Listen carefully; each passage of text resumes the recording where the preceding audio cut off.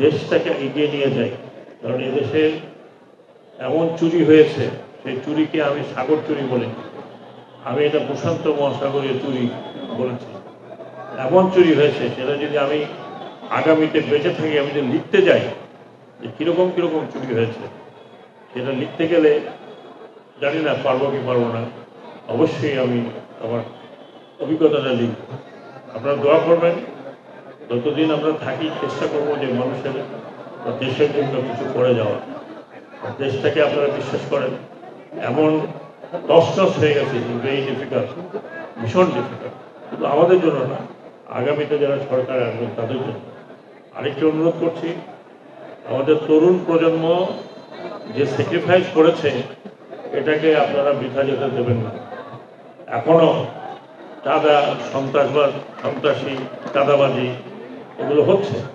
আমি অনুরোধ করব যারা নেতৃস্থানীয় আছেন, আপনারা সমাজে যারা আছেন, তারা প্রতিহত করেন চাঁদাবাজি, কারণ অনেক হয়ে গেছে।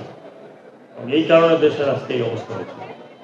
এই কারণে আপনি চিন্তা করেন, আপনারা কল্পনাও করতে পারবেন না যেটা লিটন এবং ওনারা যেটা আনাট বের করছেন, আপনারা চিন্তা করতে পারবেন। আয়নাঘর শুধু ক্যান্টনমেন্টে ছিল না, আয়নাঘর ইউনিভার্সিটিতে ছিল, আয়নাঘর হোটেলে ছিল, আয়নাঘর পার্সোনাল বাড়িতে ছিল। শুধু এক জায়গার কথা আপনারা জানেন, বাকি কথা আপনারা জানেন না। অচিরেই হয়তো আপনারা জানতে পারবেন দেশবাসীর সামনে। অশেষ ধন্যবাদ আপনাকে। আজকে শুক্রবার, আপনাদের সবার জন্য শুভেচ্ছা, শুভকামনা রইল।